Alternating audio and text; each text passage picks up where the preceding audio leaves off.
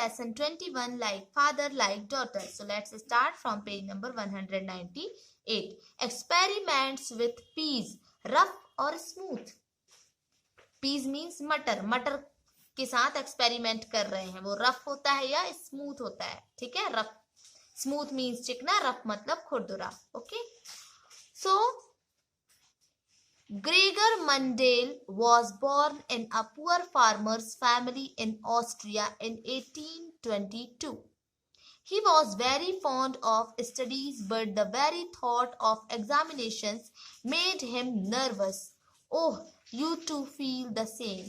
He did not have money to study at the university, so he thought of becoming a monk in a monastery. Monk means होता है भिक्षु बनना. ठीक है. In a monastery, मठों में. He thought from there he would be sent to study further, which he was, but to become a science teacher he had to take an exam. Oh no, he got so nervous that he kept running away from the exam and kept failing. But he did not stop doing experiments. For 7 years, he did experiments on 28,000 plants in the garden of the monastery. He worked hard, collected many observations, and made a new discovery, something which scientists at that time could not even understand.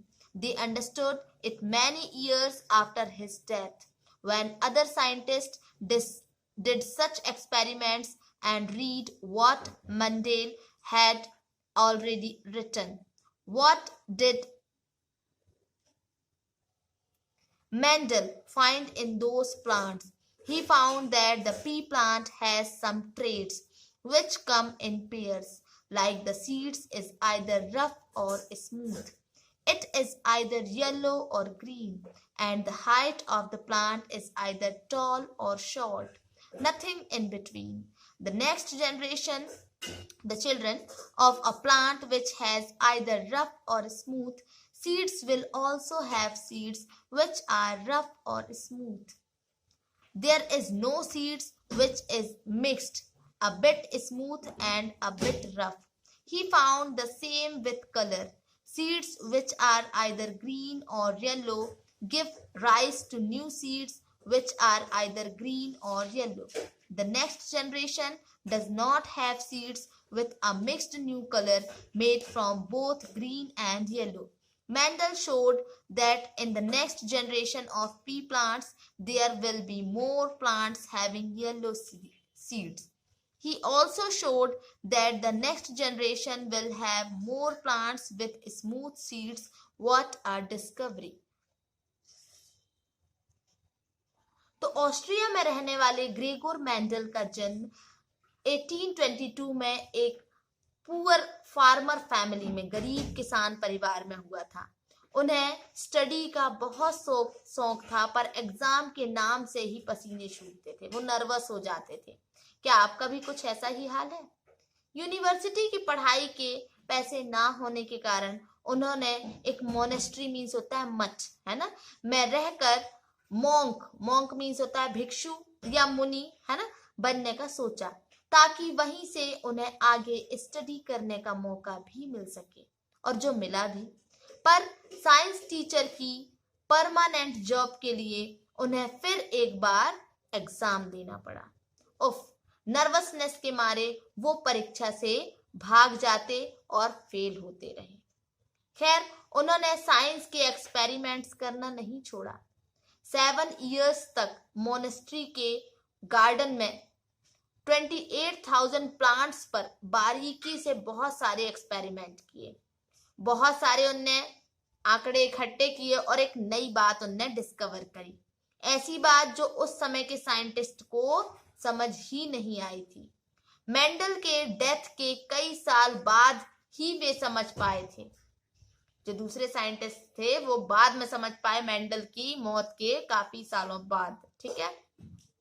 जब कुछ और लोगों ने ये experiment किए और पाया कि मेंडल ने इस पर पहले से ही लेख लिखा था, ऑलरेडी लिख रखा था उनने. मेंडल ने प्लांट्स में क्या पाया था? उन्होंने पाया कि मटर के प्लांट्स में कुछ ऐसे गुण होते हैं जो पेयर्स में आते हैं, मीन्स जोड़ियों में आते हैं, जैसे सीड्स का स्मूथ या रफ होना, येलो या ग्रीन होना, और प्लांट्स के स्टेम का लंबा, लॉन्ग या शॉर्ट होना, छोटा या बड़ा होना। ठीक है, पर स्मूथ सीड्स वाले और रफ सीड्स वाले प्लांट्स के बच्चे, चिल्ड्रन है ना, बच्चे भी, यानी नेक्स्ट जनरेशन के प्लांट्स भी, सीड्स या तो स्मूथ या तो खुरदरे होते हैं। ऐसा नहीं होता कि एक सीड थोड़ा स्मूथ और थोड़ा रफ बन जाए। इसी तरह कलर्स के गुण में नेक्स्ट जनरेशन के प्लांट्स के सीड्स या तो येलो होते हैं या तो ग्रीन होते हैं। येलो और ग्रीन वाले मिलकर कोई नए रंग का या नए कलर का सीड नहीं बनाते हैं। यही नहीं, मेंडल ने तो यह भी बताया कि पीस की नेक्स्ट जनरेशन, मटर की जो अगली पीढ़ी है, उनके प्लांट्स में ज्यादा येलो सीड्स वाले ही होंगे। इसी तरह उन्होंने बताया कि नेक्स्ट जनरेशन में स्मूथ सीड्स ज्यादा होंगे। ठीक है, so rest we will read tomorrow.